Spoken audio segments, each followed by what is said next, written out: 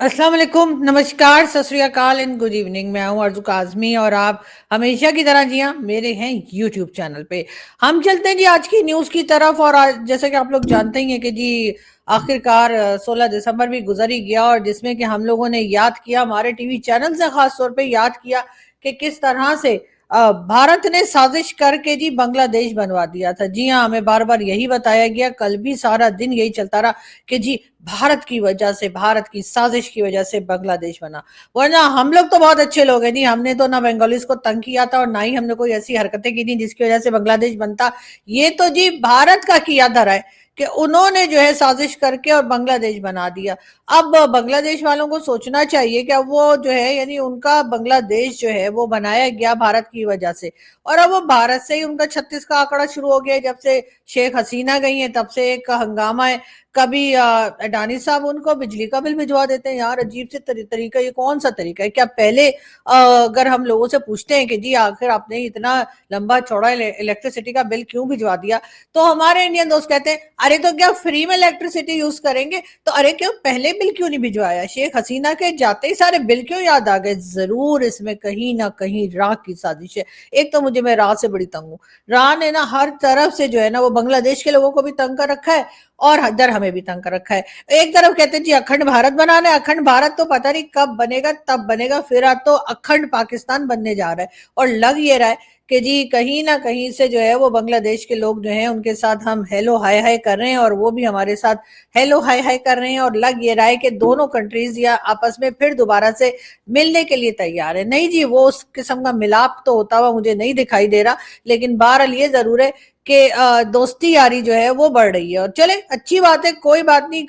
किसी तो काम आए ना मोहम्मद यूनुस, लेकिन खैर देखते हैं वो क्या कर पाते हैं और कहां तक कर पाते हैं। फिलहाल हम बात करेंगे आईएमएफ की। वैसे भी पाकिस्तान को बांग्लादेश से इस वक्त दोस्ती करके कोई खास फायदा नहीं है, इसलिए कि वो तो खुद भी हमारी तरह यहाँ वहां कटोरा लेके घूम रहे हैं। लेकिन क्या पता वो जिस कटोरे में कुछ लेकर आए तो उसमें से कुछ हमें भी मिल जाए। उम्मीद अच्छी रखनी चाहिए, बातें भी अच्छी करनी चाहिए, पॉजिटिव थिंकिंग होनी चाहिए। जरूरी तो नहीं है ना कि मोहम्मद यूनुस साहब की जो गवर्नमेंट हो या जो लोग हो वो जाके यहाँ वहां से अगर कुछ पैसा मांगते हैं, फॉर एग्जाम्पल चाइना से सुना है, हमने सुना है चाइना के पास भी जाने वाले, चाइना से या अमेरिका से या किसी से भी तो हो सकता है उसमें से 4 रुपए में से 2 रुपए हमें दे दें, तो चले हमारा काम भी हो जाएगा और हम उन्हें कहेंगे वाह वाह, हम आपको बताएंगे जी एटम बम कैसे बनाते हैं। पहले हमें खुद तो आ जाए एटम बम बनाना, हमने तो खुद आपको पता है इधर उधर से फॉर्मूले चोरी वोरी करके हमने बनाया। अब उसके बाद जिन्होंने बनाया आप पता है कि हमने उन्हें हाउस अरेस्ट रखा हुआ था, इसलिए कि जी हमारा तो बना दिया सो बना दिया। पता नहीं कहाँ कहाँ नॉर्थ कोरिया और साउथ कोरिया और कौन कौन सी कंट्रीज में जाके वो वही फॉर्मूला देने वाले थे, लेकिन खैर नहीं दे पाए, नहीं दे पाए, बिल्कुल नहीं दे पाए। इसलिए आप लोग परेशान मत होइए। लेकिन हाँ, हम आपको ये बता दें कि बात करेंगे आईएमएफ की। आईएमएफ से पाकिस्तान ने कहा है कि जी हमें $7 बिलियन दें। उन्होंने कहा भी है कि हाँ जी हम $7 बिलियन दे देंगे।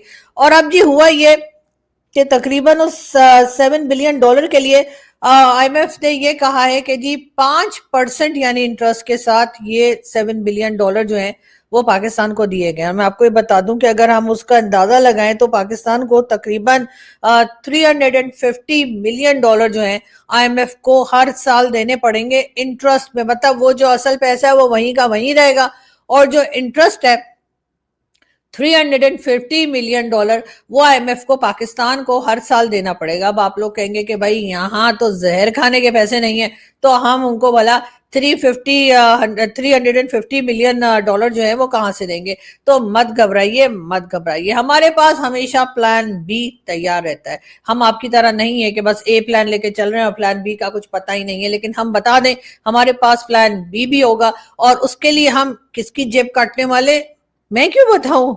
ये तो आप लोगों को वक्त बताएगा और आप लोग देख लेंगे कि हम कहीं ना कहीं से $3 बिलियन, सॉरी $3 मिलियन, $350 मिलियन, जी हाँ, $350 मिलियन, समझे अब आप लोग के नहीं समझे? जी हाँ, तो $350 मिलियन जो है हम कहीं ना कहीं से जुगाड़ लगा लेंगे और आईएमएफ के मुंह पे मार देंगे। जी हाँ, आपको पहले ही पता है इमरान खान के साथी जो हैं वो भी पहले यही कहा करते थे जब खान साहब की गवर्नमेंट नहीं आई थी कि जी इमरान खान आएगा तो जी हमारे यहाँ जो है $200 बिलियन लाएगा और वो उसमें से हम आधा IMF के मुंह पर मारेंगे और आधे अपने पास रखेंगे। लेकिन खैर वो बेचारे तो पता नहीं कहाँ गए, आजकल दिखाई नहीं पड़ते। लेकिन हाँ ये जरूर है कि हमने IMF को जो है हर साल उस $7 बिलियन के बदले 5% इंटरेस्ट जो देना है वो है जी तकरीबन $350 मिलियन। कोई बड़ी बात नहीं है, कुछ नहीं, पीनट्स। पीनट्स आपको पता है ना, आजकल तो पीनट्स भी इतने महंगे हो गए ना, मैं आपको क्या बताऊं। मैंने तो चिलगोजों की शक्ल पता नहीं पिछले 4 साल से नहीं देखी।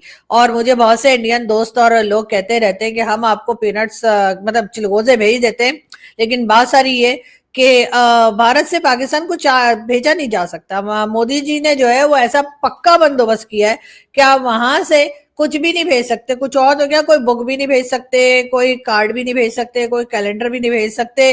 आप वहां से कोई चीज भारत से पाकिस्तान या पाकिस्तान से भारत नहीं जा सकती। इसलिए भूल जाइए कि जो लोग मुझे कह रहे हैं कि वो चिलगोजे भेज देंगे, तो वो चिलगोजे आप लोग खुद खा लिए, समझिए मैंने खा लिए की बात है। लेकिन खैर हम आगे बढ़ते हैं और हम आपको ये भी बता दें कि जी हमारे जो प्राइम मिनिस्टर हैं आजकल, मतलब आपको पता है हमारे प्राइम मिनिस्टर्स का कोई पता नहीं होता, रातों रात हम प्राइम मिनिस्टर बदल सकते हैं। हमारे पास वो जादू की छड़ी है, जी हाँ।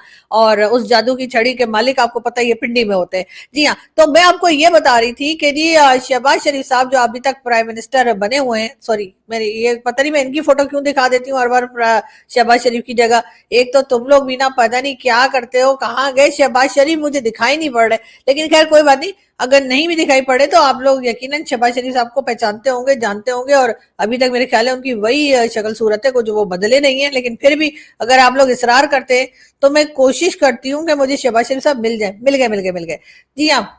तो शहबाज शरीफ साहब जो है जी उन्होंने, आपको मालूम है कि $1 ट्रिलियन का, सॉरी $1 ट्रिलियन, जी हाँ, $1 ट्रिलियन जो है उसका उन्होंने कहा था कि जी वो प्लान लेकर आ रहे हैं और उस प्लान को इस तरह से लाएंगे कि उनका ये भी कहना था कि जी अब हम जो है इकोनॉमी को लेकर अपने कुछ प्लान्स लाएंगे और जो कि तकरीबन $1 ट्रिलियन के होंगे, जी हाँ। और ये उन्होंने अभी जो फ्राइडे गया है, आज आप लोग जानते हैं ना आज ट्यूसडे है, और फ्राइडे जो अभी गया है अभी फ्राइडे, उस फ्राइडे को उन्होंने अनाउंस करना था, लेकिन अनाउंस नहीं किया। और उन्होंने कहा है कि जी कुछ ऐसे रीजंस हैं जो बताए नहीं जा सकते, इसलिए उन्होंने उस प्लान को जो है वो फिलहाल के लिए पोस्टपोन कर दिया। और उन्होंने कहा है कि हम जब दोबारा हमारा मूड होगा तो फिर हम बताएंगे कि हमने $1 ट्रिलियन के लिए हमने क्या सोचा है कि $1 ट्रिलियन इकोनॉमी का जो हम प्लान ला रहे हैं वो कब आ रहा है। अब हो सकता है अचानक से शहबाज शरीफ साहब जो है उन्होंने सोचा हो कि उन्हें पता लग गया हो कि $1 ट्रिलियन कितने होते हैं, तो उन्होंने सोचा लो हम तो 2 बिलियन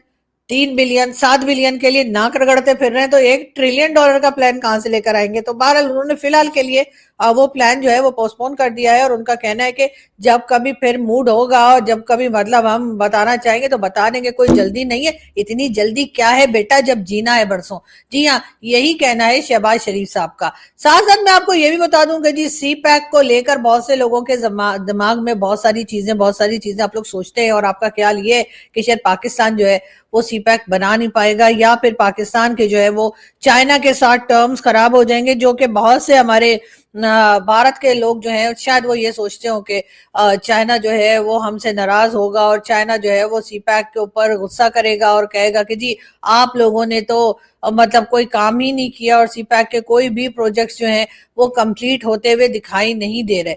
लेकिन मैं बता दूं आपको कि ये खबर भी गलत है, जी हाँ।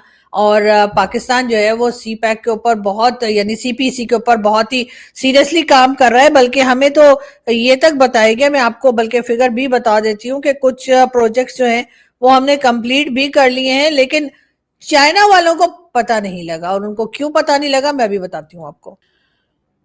तो जी मैं आपको जैसे कह रही थी, मैं आपको बताती हूँ अभी। तो जी बिल्कुल ये देखिए सीपीसी के जो है तकरीबन 43 प्रोजेक्ट्स जो हैं जिसके वर्थ बताई जा रही है 24.7 बिलियन जो है वो कंप्लीट हो चुके हैं, जी हाँ। सीपीसी यानी कि जो पाकिस्तान और चाइना के बीच में, आप जानते हैं कि चाइना पाकिस्तान इकोनॉमिक कॉरिडोर जो है उसके 43 जो प्रोजेक्ट्स हैं वो कंप्लीट कर लिए गए। बताया जा रहा है कि 24.7 बिलियन डॉलर के ये प्रोजेक्ट से जो कंप्लीट कर लिए गए हैं। तो यानी चाइना ने हमें दिए 64 बिलियन, बकौल चाइना के, ठीक है ना। वो चाइना कह रहा है कि उसने 64 बिलियन लगाए हैं, तो उसमें से 24.7 बिलियन तो अभी यहीं से माइनस कर दें, ठीक है।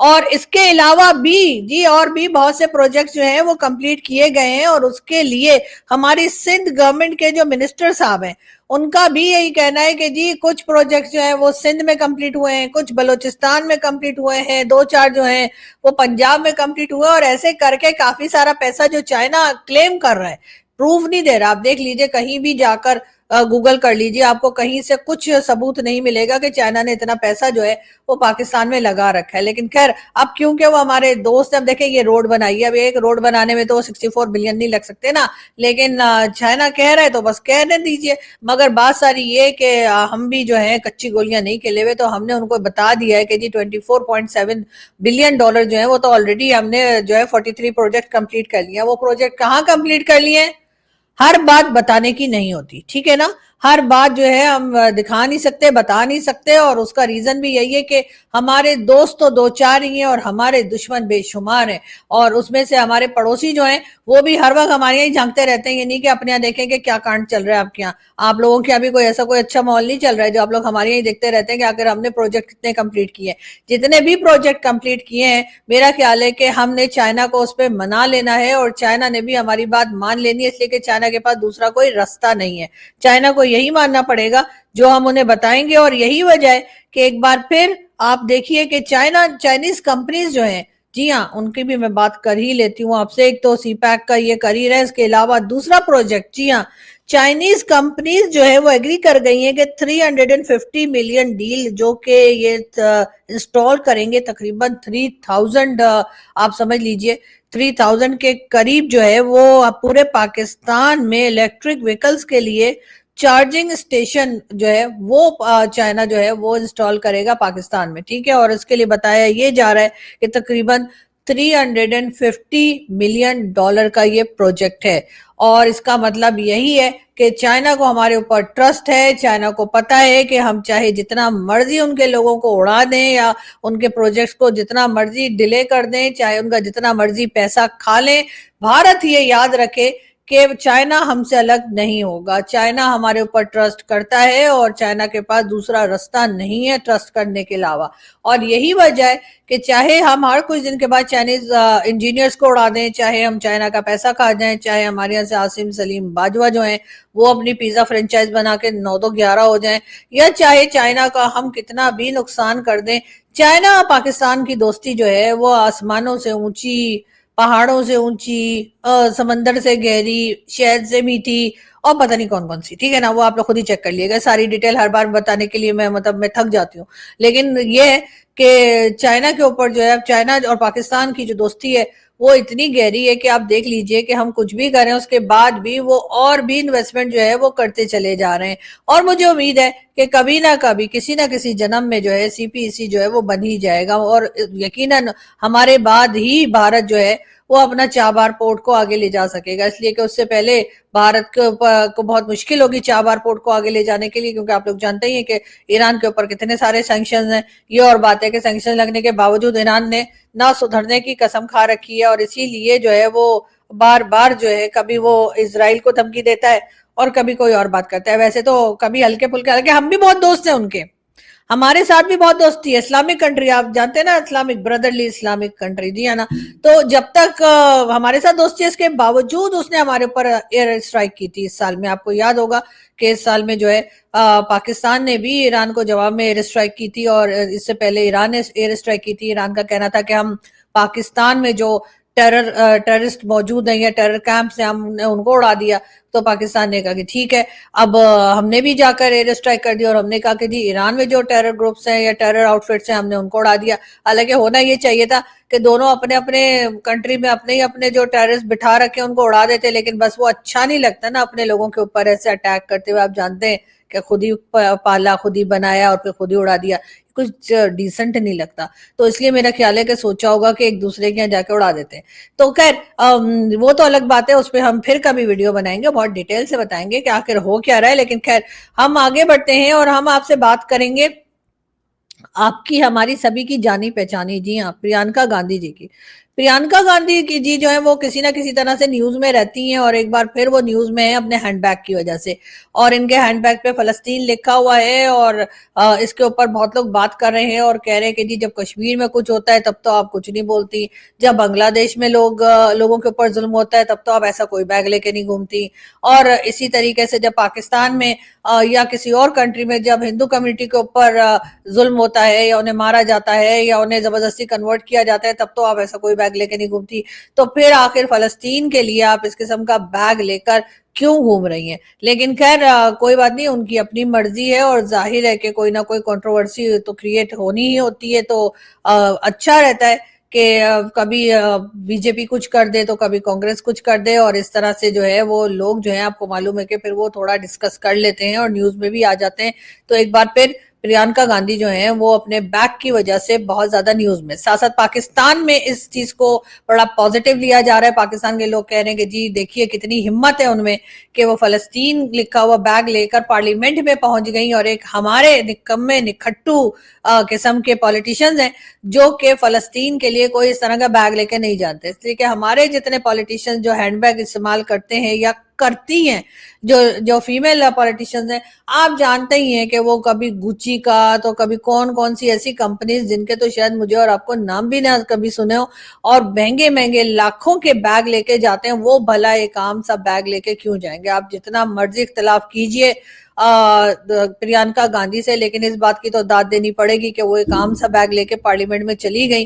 क्या हमारे पॉलिटिशियंस, हमारे जो फीमेल पॉलिटिशियंस हैं जिनके बैग्स बड़े मशहूर हैं, जो कि पीपल्स पार्टी से भी हैं, फॉरेन ऑफिस के लिए अगर हम कहें कि फॉरेन मिनिस्टर भी रह चुकी हैं, जी हाँ, हिना रब्बानी खर या आजकल मरियम मरियम नवाज शरीफ और इस तरह के कई दूसरी हमारी जो पॉलिटिशियंस हैं, क्या आपने कभी इनको देखा है कि ये कोई सादा सा बैग लेके जाती हो? नहीं, ये हमेशा इसी किस्म के ब्रांडेड बैग्स लेके घूमती हैं जिसको के देखकर जो यूके या अमेरिका या जहां के भी वो ब्रांड्स होते हैं उधर के जो प्रेसिडेंट, प्राइम मिनिस्टर्स या कोई किंग होते हैं वो बेचारे भी परेशान हो जाते हैं कि भाई ये तो हम अफोर्ड नहीं कर पाते। तो ये पाकिस्तानी जो सारी दुनिया में कटोरा लेके घूमते रहते हैं, वो कटोरा भी वैसे हमने चांदी का रखा होता है या हो सकता है गोल्ड का भी हो सकता है, गोल्ड प्लेटेड भी हो सकता है, कि वो पूरी दुनिया में जो कटोरा लेके घूमते हैं पाकिस्तानी, उनके पास इतना पैसा है कि वो ये कंपनीज जो है उधर के शूज और वहां के जैकेट्स और वहां के बैग लेके घूम सकते हैं, जबकि वो जिनके उसी कंट्री के वो ब्रांड होते हैं,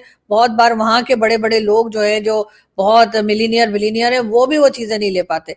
लेकिन खैर हमारे यहाँ यही नखरा है। तो बहरहाल उनके ऊपर बहुत बातें भी की जा रही हैं।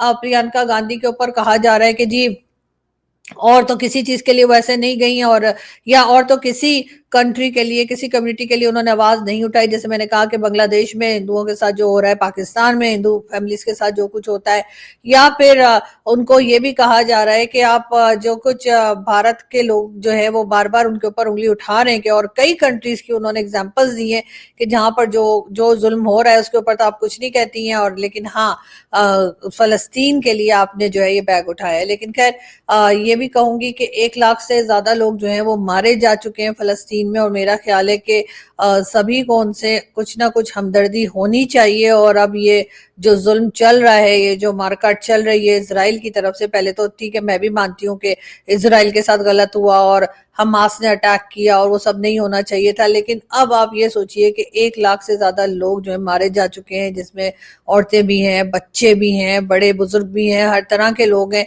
तो अब मेरा ख्याल है कि इस वॉर को रुक जाना चाहिए और अब ये इस किस्म का जो मारकाट चल रही है उसमें कमी आनी चाहिए। उसको कहीं ना कहीं बड़ी कंट्रीज जिसमें भारत भी शामिल है, उनको आगे बढ़कर इस जुल्म को रोकना चाहिए और उनकी आपस में कोई ना कोई डील हो जानी चाहिए। वैसे तो मैंने सुना है कि गजा तकरीबन पूरा खाली करवा लिया गया है और यकीनन उसके ऊपर इसराइल जो है अब वो अपने अपने लोगों को खड़ा करेगा और इसराइल उसके ऊपर कब्जा करेगा, जो भी करेगा। लेकिन खैर वो तो हमें आने वाला वक्त ही बताएगा। लेकिन ये जो मारकाट चल रही है, ये जिस तरह के जुल्म हो रहे हैं, इसको जरूर रुक जाना चाहिए। बहरहाल यहाँ से हम चलते हैं, आपसे मुलाकात होगी नेक्स्ट वीडियो में। अपना बहुत सारा ख्याल रखिएगा और हमारे चैनल को जिसने सब्सक्राइब नहीं किया है, सबसे गुजारिश करूंगी कि प्लीज सब्सक्राइब करना ना भूलिएगा।